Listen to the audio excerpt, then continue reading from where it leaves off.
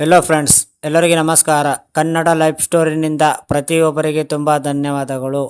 ನಿಮ್ಮ ಲೈಂಗಿಕ ಆಸಕ್ತಿಗೆ ನಿಮ್ಮ ವಯಸ್ಸೇ ಶತ್ರುವಾಗಿ ನಿಲ್ಲುವುದು. ಏಕೆ ವಯಸ್ಸು ಬದಲಾದಂತೆ ಲೈಂಗಿಕ ಆಸಕ್ತಿ ಹಾಗೂ ಜೀವನದಲ್ಲಿ ಬದಲಾವಣೆಗಳು ಸಂಭವಿಸುತ್ತವೆ ಎನ್ನುವುದನ್ನು ತಿಳಿಯಲು ಮುಂದಿನ ವಿವರಣೆಯ ಪರಿಶೀಲಿಸಿ. ಲೈಂಗಿಕತೆ ಎನ್ನುವುದು ಪ್ರತಿಯೊಬ್ಬ ಜೀವಿಯೂ ಅಗತ್ಯತೆ ಹಾಗೂ ಸಂತೋಷದಾಯಕ ಸಂಗಾತಿಯಾಗಿರುತ್ತದೆ. ಹದಿಹರೆಯದಿಂದ ಪ್ರಾರಂಭವಾಗುವ ಲೈಂಗಿಕ ಆಸಕ್ತಿಯು ವಯಸ್ಸಾದಂತೆ ಬದಲಾವಣೆ ಕಾಣುತ್ತಾ ಹೋಗುವುದು.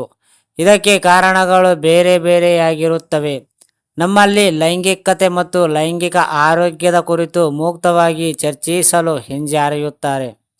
ಲೈಂಗಿಕತೆ ಎನ್ನುವುದನ್ನು ಸಾಂಪ್ರದಾಯಿಕ ಮತ್ತು ಗುಪ್ತವಾದ ಸಂಗತಿ ಎಂದು ಪರಿಗಣಿಸುವುದು ಇದಕ್ಕೆ ಮೂಲ ಕಾರಣ ಎಂದು ಸಹ ಹೇಳಬಹುದು. ಜೀವನದ ಬದಲಾವಣೆಗಳು. ದಾಂಪತ್ಯ ಅಥವಾ ಲೈಂಗಿಕ ಆಸಕ್ತಿ ಎನ್ನುವುದು ದೇಹ ಮತ್ತು ಮಾನಸಿಕ ಸ್ಥಿತಿ ಅನುಸಾರ ಬದಲಾಗುತ್ತದೆ.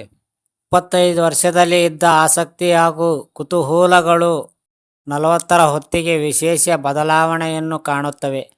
ಹಾರ್ಮೋನುಗಳ ವ್ಯತ್ಯಾಸ, ಗರ್ಭಧಾರಣೆ, ಕೌಟುಂಬಿಕ ಜವಾಬ್ದಾರಿ ಹಾಗೂ ಇನ್ನಿತರ ಸಂಗತಿಗಳು ಲೈಂಗಿಕ ಆಸಕ್ತಿಯನ್ನು ಕಡಿಮೆ ಮಾಡುತ್ತವೆ.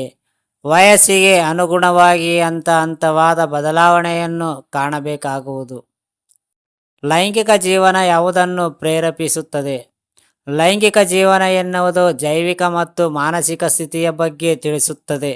ಜೀವನದಲ್ಲಿ ಬರುವ ಒತ್ತಡ ಹಾಗೂ ಜವಾಬ್ದಾರಿಗಳು ಲೈಂಗಿಕ ಜೀವನದ ಕೊಲೆಗಾರ ಎನ್ನಬಹುದು. ಮಾನಸಿಕವಾಗಿ ಉಂಟಾಗುವ ಒತ್ತಡ ಮತ್ತು ಖಿನ್ನತೆಯ ಲೈಂಗಿಕ ಆರೋಗ್ಯ ಮತ್ತು ಜೀವನವನ್ನು ಹಾಳು ಮಾಡುತ್ತದೆ. ಸಂಗಾತಿ ಹಾಗೂ ಅವರ ಭಾವನೆಗಳ ಮೇಲೆ ನಮ್ಮ ಮಾನಸಿಕ ಸ್ಥಿತಿ ಹಾಗೂ ಲೈಂಗಿಕ ಆಸಕ್ತಿಯ ವಿಶೇಷವಾದ ಪರಿಣಾಮವನ್ನು ಬೀರುತ್ತವೆ.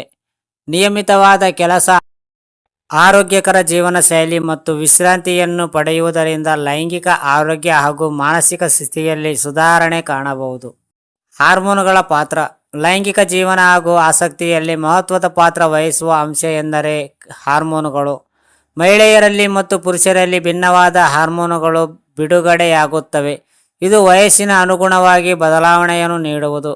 ವಯಸ್ಸು ಹೆಚ್ಚಾದಂತೆ ಹಾರ್ಮೋನುಗಳ ಬಿಡುಗಡೆಯಲ್ಲಿಯೂ ಕುಸಿತ ಕಾಣುವುದು. ಆಗ ವ್ಯಕ್ತಿ ನೈಸರ್ಗಿಕವಾಗಿಯೇ ಲೈಂಗಿಕ ಆಸಕ್ತಿ ಕುಸಿದು ಪರಾಕಾಷ್ಠೆಯಲ್ಲಿ ನಿರುತ್ಸಾಹ ಸೇರಿದಂತೆ ಇನ್ನಿತರ ಸಮಸ್ಯೆಗಳು ಹೆಚ್ಚಲು ಪ್ರಾರಂಭವಾಗುತ್ತದೆ.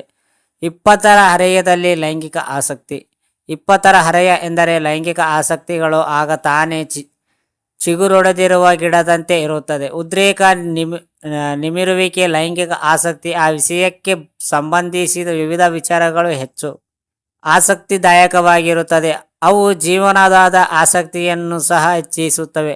ಹಾರ್ಮೋನುಗಳ ಬಿಡುಗಡೆ ಹಾಗೂ ಅವುಗಳ ಪ್ರಭಾವ ಸದಾ ಹೊಸತವನ್ನು ನೀಡುತ್ತದೆ ಎಂದು ಭಾವಿಸುತ್ತಾರೆ. ಲೈಂಗಿಕತೆ ಹಾಗೂ ಸಂತಾನೋತ್ಪತ್ತಿಗೆ ಪ್ರಬುದ್ಧತೆಯನ್ನು ಪಡೆದುಕೊಳ್ಳುವರು. ಅದೇ 28 ಮತ್ತು 30ನೇ ವರ್ಷಕ್ಕೆ ಕಾಲಿಡುತ್ತದೆ ಎಂದಾಗ ನಿಧಾನವಾದ ಬದಲಾವಣೆಗಳು ಆರಂಭವಾಗುವ ಸಮಯವಾಗಿರುತ್ತದೆ. ಈ ಸಮಯದಲ್ಲಿ ಲೈಂಗಿಕ ಆಸಕ್ತಿ, ಸಂವೇದನ ಎಲ್ಲವೂ ಕಡಿಮೆಯಾಗುತ್ತದೆ. ಜೊತೆಗೆ ವಿವಿಧ ಆರೋಗ್ಯ ಸಮಸ್ಯೆಗಳು ಲೈಂಗಿಕ ಆಸಕ್ತಿಯನ್ನು ಕಡಿಮೆ ಮಾಡುತ್ತವೆ.